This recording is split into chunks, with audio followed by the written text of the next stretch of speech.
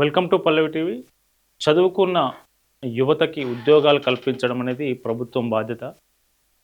ఏదైతే యువత ఉన్నారో వాళ్ళకు స్కిల్స్ నేర్పించడం కావచ్చు, అట్లాగే వాళ్ళకు వొకేషనల్ కోర్సులు ఏవైతే ఉన్నాయో, ఉపాధినిచ్చే కోర్సులు ప్రవేశపెట్టి వాళ్ళకు స్కిల్స్ నేర్పించి వాళ్ళకు ఉపాధి కల్పించడం. అది ప్రభుత్వ రంగం కావచ్చు, ప్రైవేట్ రంగం కావచ్చు. కానీ వాస్తవ పరిస్థితులు ఏం చెప్తా ఉన్నాయంటే, ఇటు ప్రైవేట్ రంగంలోనూ ఉద్యోగ అవకాశాలు పెద్దగా లేకుండా ఉన్నాయి. అట్లాగే ప్రభుత్వ రంగంలో కూడా నోటిఫికేషన్లు ఉన్న ఖాళీలను నింపే ప్రక్రియ ఎప్పటికప్పుడు జరగట్లేదు. ఇప్పుడు ఖాళీలు ఉంటే అవి ఫిల్ చేయడానికి ఇంకో 10 ఏండ్లు, 5 ఏండ్లు ఇట్లా సమయం గడుస్తూనే ఉంది.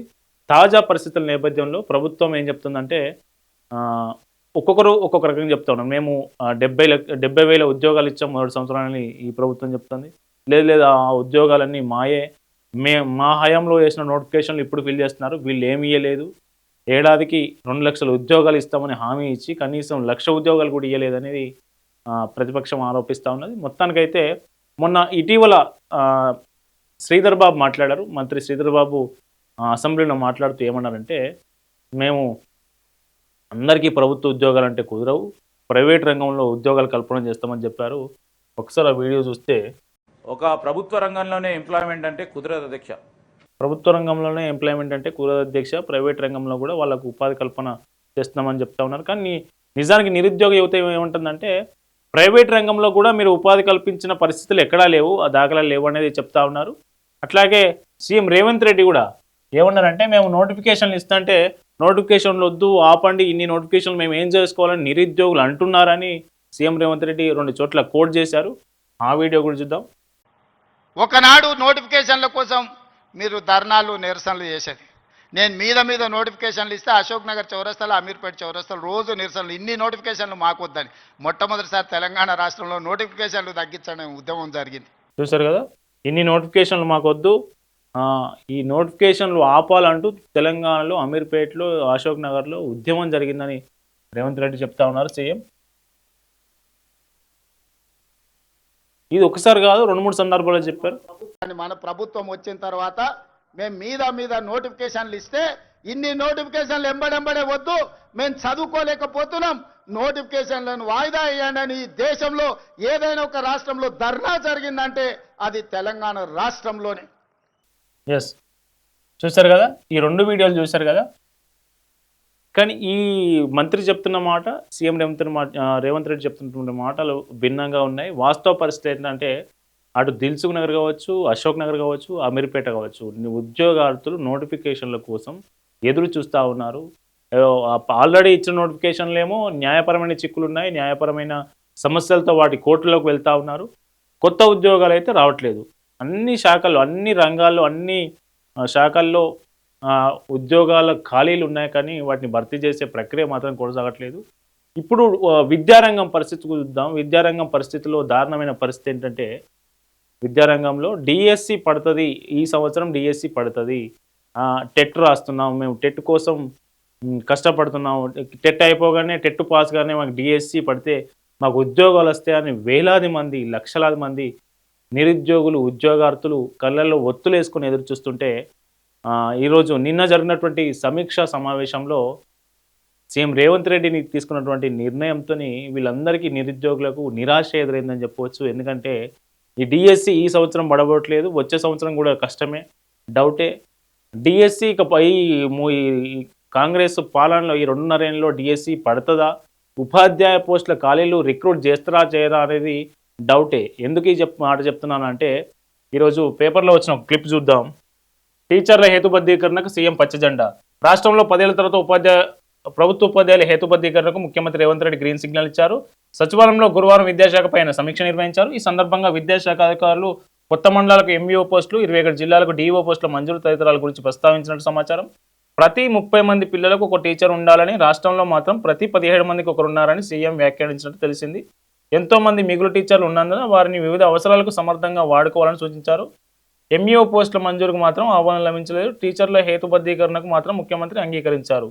విద్యా హక్కు చట్టం ప్రకారం కావచ్చు, అట్లాగే మనకి ఇప్పటివరకు ఉన్నటువంటి నిబంధనల ప్రకారం కావచ్చు, 30 మంది పిల్లలకు, 30 మంది విద్యార్థులకు ఒక టీచర్ ఉండాలి. కానీ ఇప్పుడు 17 మందికే ఒక టీచర్ ఉన్నారు. రేషనలైజేషన్ చేస్తే అంటే 17 అంటే దగ్గర సగం రేషనలైజేషన్ చేస్తే ఇప్పుడు దాదాపు 15,000 పైచీలకు ఉపాధ్యాయ పోస్టులు ఖాళీ ఉన్నాయని అక్కడక్కడ మనం వార్తలు వస్తూ ఉన్నాయి, చూస్తూ ఉన్నాం. ఒకవేళ రేషనలైజేషన్ కనుక చేస్తే ఆ పోస్టులు పూర్తిగా తగ్గిపోయే అవకాశం ఉంటుంది. కాబట్టి రిక్రూట్మెంట్ ఉండదు, డిఎస్సి పడదు, ఉద్యోగార్థులు టెట్లు రాస్తూనే ఉండాలి, సంవత్సరానికి 2 సార్లు టెట్లు రాస్తూనే ఉండాలి, టెట్ ఫీజు 1000, పరీక్షకు హాజరు కావడానికి మళ్ళీ ఖర్చు 1000. ఈ టెట్లు రాసి ఎవరి కోసం ఈ టెట్లు? ఉద్యోగాలు లేవు, ఉన్న ఖాళీలను రేషనలైజేషన్ పేరుతో అంటే 30 మంది ఒక స్కూల్లో, నిజంగా ఓ ప్రైమరీ స్కూల్లో 30 మందే విద్యార్థులు ఉంటే ఆడ ఒకటే టీచరు ఫస్ట్ క్లాస్ చెప్పాలి, ఒకటే టీచరు సెకండ్ క్లాస్ చెప్పాలి, ఒకటే teacher third class, fourth class, fifth class. ఇప్పుడు ఇలా ఇద్దరు ఉన్నారు, ఇలా ముగ్గురు, ఇలా నలుగురు, ఇలా 5, ఇలా 8 మంది ఉన్నారు అనుకుందాం. వీళ్ళందరూ కలిపి ఈ రేషనలైజేషన్ ప్రకారం ఒకటే టీచర్ని ఇస్తారు. సో దీంతో ఒకటే టీచరు ఈ 5 తరగతుల పిల్లలకు న్యాయం చేస్తాడా? నిజానికి అక్కడ 30 మంది పిల్లల్లోపే ఉన్న ఆ ఒక టీచరు రేషనలైజేషన్ ప్రకారం అక్కడ 2 టీచర్లు ప్రస్తుతం 3 టీచర్లు ఉంటే ఆ 2 టీచర్లు తీసి వేరే స్కూల్లో వేస్తారు. ఇప్పుడు అక్కడ ఒకటే టీచరు ఈ రేషనలైజేషన్ ప్రకారం 30 మందికి ఒక విద్య అందించగలడా? నాణ్యమైన విద్య అందుతుందా? ఏ తల్లిదండ్రులైనా ఒకటే టీచర్ ఉన్నాడు 5 క్లాసులు చెప్పేటందుకు, ఆయన సెలవు పెట్టిన రోజు పిల్లలు ఉత్తనే ఉండాలి, ఆయనకు అనారోగ్య పరిస్థితి ఏదైనా వస్తే 3-4 రోజులు జ్వరం వచ్చి సెలవు పెడితే ఆ స్కూల్ పరిస్థితి ఏంటి? ఇట్లాంటి ప్రశ్నలు ఎన్నో ఉన్నాయి. మన నాణ్యమైన విద్య కావాలంటే ఇట్లాంటి ఈక్వేషన్స్తోని 1:30 ఈక్వేషన్స్తో నాణ్యమైన విద్య సాధ్యమవుతుందా? ఇప్పటికే ప్రభుత్వ బడుల్లో విద్యార్థుల ఎన్రోల్మెంట్ తగ్గిపోయింది. ఇప్పుడు మొన్న పార్లమెంట్లో కేంద్ర విద్యాశాఖ చెప్పిన వివరాల ప్రకారం అయితే దేశంలోనే పశ్చిమ బెంగాల్ ఫస్ట్ ప్లేస్లో ఉంటే తెలంగాణ సెకండ్ ప్లేస్లో ఉంది. ఎందులో అంటే ఎన్రోల్మెంట్లో, విద్యార్థుల జీరో ఎన్రోల్మెంట్లో తెలంగాణ సెకండ్ ప్లేస్లో ఉంది. దాదాపు 2500 స్కూళ్ళలో ఒక్క విద్యార్థి కూడా చేరలేదు. చేరకుంటే ఏమవుతుంది? విద్యార్థులు చేరలేదు కాబట్టి ఆ స్కూల్ మూత, అక్కడున్న టీచర్లు వేరే స్కూల్కి. సో ప్రభుత్వ విద్య ఈ మా స్కూళ్ళ మూత కార్యక్రమం అయితే విజయవంతంగా కొనసాగుతూ ఉంది. మొత్తానికి ఈ రేషనలైజేషన్ ప్రక్రియతోని ఉద్యోగార్థులు, డిఎస్సి కోసం ప్రిపేర్ అవుతున్న ఉద్యోగార్థులు అయితే వాళ్ళకి నిరాశ ఎదురైందని చెప్పవచ్చు, వాళ్ళకు ఆందోళనకరమైన వార్త అని చెప్పవచ్చు. దీనికి సంబంధించి డిఎడ్ బిఎడ్ అభ్యర్థుల సంఘం రాష్ట్ర అధ్యక్షుడు మనతో పాటు ఉంటారు. ఆయన తెలుసుకుందాం ఈ రేషనలైజేషన్ మీద ఏం చెప్తారు. హలో, నమస్తే రామ్మోహన్ రెడ్డి గారు, మీరు లైవ్లో ఉన్నారు. ఇప్పుడు రేషనలైజేషన్ ప్రక్రియ జరగబోతా ఉంది. వచ్చే అకాడమిక్ ఇయర్ లోపు టీచర్లను రేషనలైజేషన్ చేయబోతా ఉన్నారు. ఏదైతే విద్యా చట్ట ప్రకారం 1:30 టీచర్ ప్యూపిల్ రేషియో ఏదైతే ఉందో దాని ప్రకారం చేయబోతున్నారు అనేది వార్త మనం ఈరోజు చూసాము. ఇప్పుడు దీనివల్ల ఉద్యోగార్థులకు, డిఎస్సి కోసం ప్రిపేర్ అయ్యే వాళ్ళకు నష్టం జరిగే అవకాశం ఉందా? నష్టం జరిగితే ఎట్లా జరుగుతుంది? ప్రస్తుతం రాష్ట్రంలో ఎన్ని టీచర్ పోస్టులు ఖాళీ ఉన్నాయి? ఎడ్జిట్లు కావచ్చు, స్కూల్ అసిస్టెంట్ కావచ్చు. ముందుగా విషయం మీరు వార్త వెలువడగానే దాంట్లోనే ముందుగా నిరుద్యోగుల కోణంలో, అలాగే మరి ప్రభుత్వ పాఠశాల పర్యవేక్షణలో భాగంగా మన పల్లవి ఈ డిస్కషన్ చేపట్టినందుకు ధన్యవాదాలు.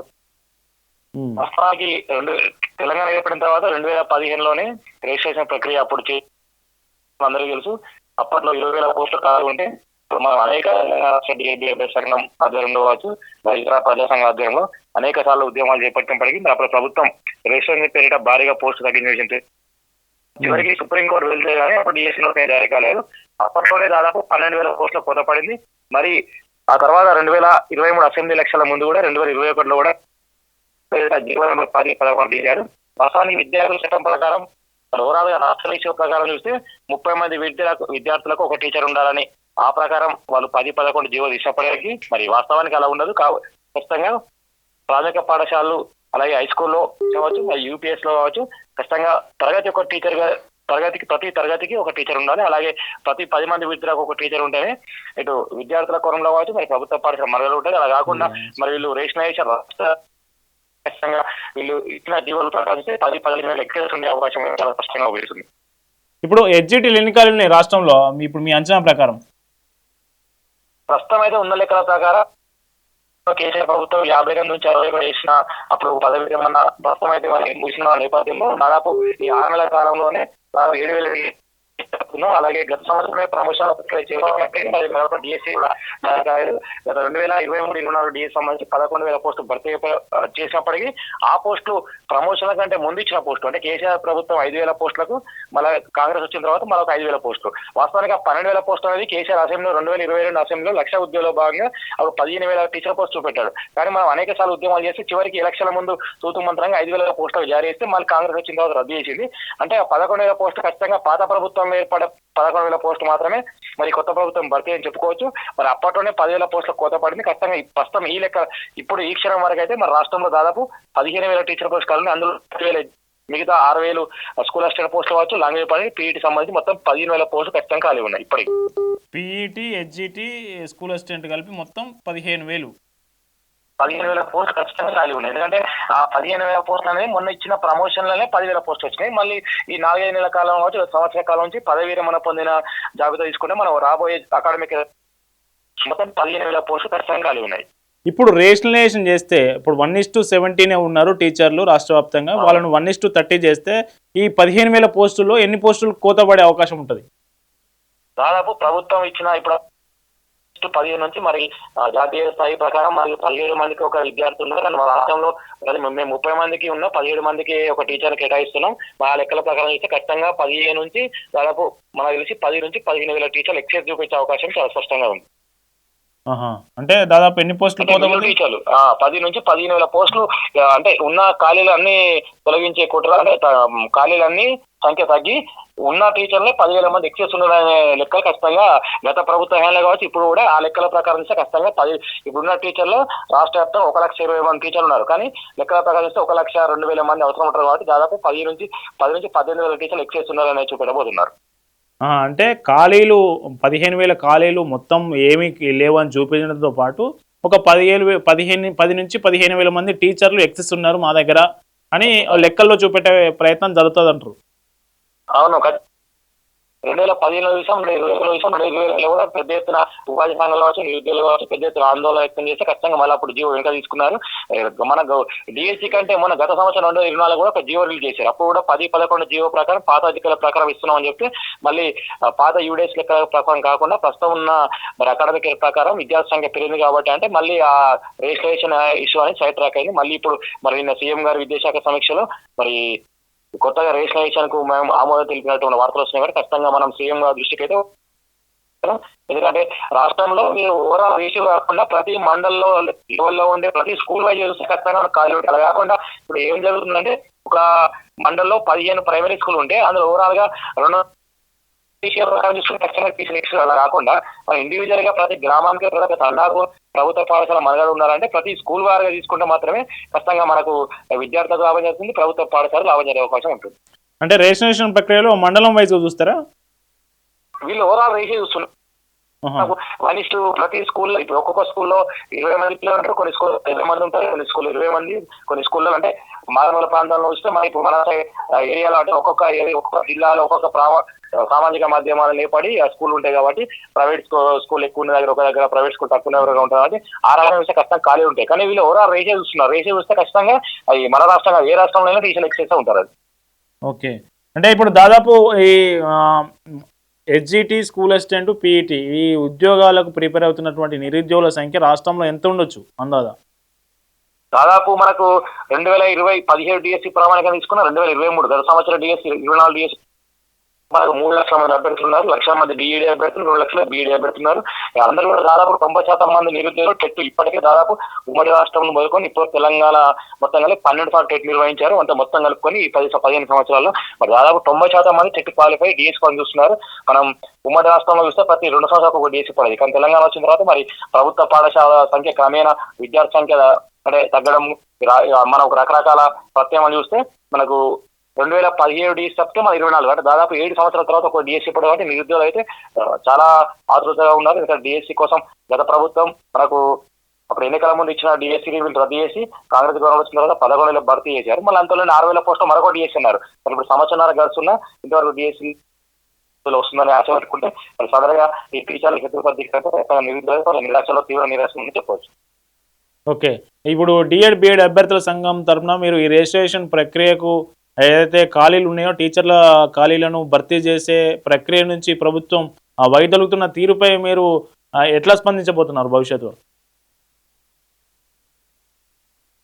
ముఖ్యమంత్రి గారి దృష్టి కావచ్చు, మంత్రుల దృష్టి కావచ్చు, మరి విద్యాశాఖ అంటే వాళ్ళ అన్ని ఉపాధ్యాయ సంఘాలు అంటే ఇది కేవలం అంటే ప్రభుత్వ పాఠశాలలో మరి ఒక రకంగా టీచర్ల ఇల్లు బట్టి కన్నా ప్రభుత్వం ఆలోచన ఎలా ఉంటుందంటే వాళ్ళు డైరెక్ట్ ఇలా ఎప్పుడైనా ఏ ప్రభుత్వం ఉన్నా మేము టీచర్ పోస్ట్ తగ్గించడానికి కాదు, ఖచ్చితంగా కొన్ని స్కూళ్ళల్లో విద్యార్థుల సంఖ్యకు అనుగుణంగా టీచర్లను కేటాయిస్తాం. అంటే కొన్ని స్కూళ్ళల్లో విద్యార్థి సంఖ్య ఎక్కువ ఉంది, టీచర్ సంఖ్య తక్కువ ఉంది, కొన్ని స్కూళ్ళల్లో విద్యార్థి తక్కువ, టీచర్లు ఎక్కువ. ఆ సర్దుబాటు ప్రక్రియ బాగా హేతుబద్ధి అలా కాకుండా ఖచ్చితంగా టీచర్ల సంఖ్య ఎక్సెస్ ఉన్నది. అంటే ఒక పాఠశాల 20 మంది టీచర్ ఖచ్చితంగా అవసరం, కానీ ఫస్ట్ లెక్కల ప్రకారం 30 మంది ఉన్నారు కాబట్టి ఆ 30 మంది ఒక టీచర్ 30 మందికి ఉన్న 2 టీచర్లు ఒక టీచర్ తగ్గిస్తే ఖచ్చితంగా వేరేసుకోవాలి. మళ్ళీ ఎక్సెస్ ఆ పోస్ట్ కూడా కాకుండా మినిమం ప్రతి ప్రాథమిక పాఠశాలలో 0 నుంచి మొదలుకుంటే అంటే 0 అంటే మొత్తం స్కూల్ అయి ఒక 3 విద్యార్థి సంఖ్య ఉన్నప్పుడే ఆ స్కూల్ ఖచ్చితంగా కొనసాగాలి. ఎందుకంటే ఈ సంవత్సరం ఒకవేళ 3, 4 ఉన్న విద్యార్థులు వచ్చే సంవత్సరం గెలవచ్చు. ఎందుకంటే ప్రీ ప్రైమరీ అని ప్రభుత్వం ప్రతిష్టాత్మకంగా తీసుకుంటుంది కాబట్టి ప్రీ ప్రైమరీకి సంబంధించి ప్రతి ప్రాథమిక పాఠశాలని ప్రతి గవర్నమెంట్ స్కూల్ సంబంధించి విలేజ్ లో ఉంది కాబట్టి మరి ప్రాథమిక పాఠశాల ప్రీ ప్రైమరీకి సంబంధించి విద్యార్థులను మనం ప్రభుత్వ పాఠశాల వైపు తిప్పుకుంటే ఖచ్చితంగా ఈ సంవత్సరం కాకుండా వచ్చే సంవత్సరం అనేది ఇంప్రూవ్ అవుతుంది. కానీ అలా చూడకుండా మరి రిజిస్ట్రేషన్ పీరియడ్ ఇట్లా పోస్ట్ తగ్గిస్తే అంటే స్కూల్ మూతపడే అవకాశం ఉంటే మాత్రం ప్రీ ప్రైమరీ పెట్టిన లాభాలు లేదు. కాబట్టి ప్రభుత్వం తక్షణం ఆ సంఖ్యను ఖచ్చితంగా మీరు 30 కాకుండా ప్రతి 10 మంది విద్యార్థులకు ఒక టీచర్ కేటాయిస్తే మీరు విద్యార్థి సంఖ్యకు అనుగుణంగా టీచర్లు ఎక్కువ ఎక్సెస్ ఉండదు కదా. ఎక్కడ విద్యార్థి సంఖ్య అధికంగా ఉంటే ఆ టీచర్లు ఎక్కువ ఇస్తే ఖచ్చితంగా టీచర్ పోస్టులు అనేది 15 నుంచి 20,000 పోస్టులు ఖాళీ ఉండే అవకాశం ఉంటుంది. ప్రభుత్వం ఆదేశాలు ఆలోచించి మరి అందరికి న్యాయం చేయాలని కోరుకుంటున్నాం. Okay, thank you Rammohan Reddy గారు మాతో జాయిన్ అయినందుకు కాల్లో. Thank you. ఓకే, ఇది మొత్తానికి ఏం జరుగుతుందంటే ఈ 15,000 దాదాపు 15,000 ఉపాధ్యాయ పోస్టులు ఖాళీ ఉన్నాయి. అది ఎస్జిటి కావచ్చు, స్కూల్ అసిస్టెంట్ కావచ్చు, పీఈటీ కావచ్చు. ఈ పోస్టులన్నింటినీ ఈ ఖాళీలు లేకుండా చూపించే ప్రయత్నం జరగబోతూ ఉంది.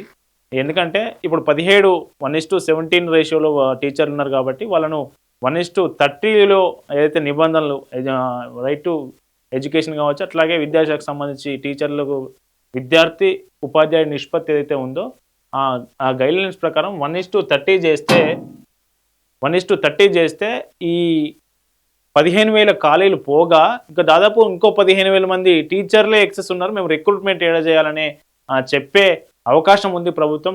తద్వారా దాదాపు రాష్ట్రంలో 12 సార్లు టెట్ నిర్వహిస్తే 12 సార్లలో టెట్ క్వాలిఫై అయిన అభ్యర్థులు కావచ్చు, అట్లాగే ఉద్యోగార్థులు కావచ్చు, లక్షల్లో ఉన్నటువంటి ఉద్యోగార్థులు ఆశల మీద నీళ్లు చల్లినట్లయితుంది అనే అభిప్రాయాన్ని డిఎడ్, బిఎడ్ అభ్యర్థుల సంఘం నుంచి వ్యక్తం అవుతా ఉంది. దీనిపై ఈ సమస్యను రేషనలైజేషన్లో పోస్టులు తగ్గించొద్దు, ఉన్న క్వాలీ పోస్టులను ఖచ్చితంగా కొత్త వారితో నియామకం జరపాలి, భర్తీ చేయాలనే డిమాండ్ను ప్రభుత్వం వద్దకు తీసుకుపోతున్నట్టు వాళ్ళు చెప్తా ఉన్నారు. మొత్తానికి డిఎస్సి అభ్యర్థులకు మాత్రం రిజిస్ట్రేషన్ ప్రక్రియ అనేది ఒక గుదిబండగానే, ఒక వేలాడే కత్తిలాగానే మారబోతుందని మనం స్పష్టంగా చెప్పవచ్చు.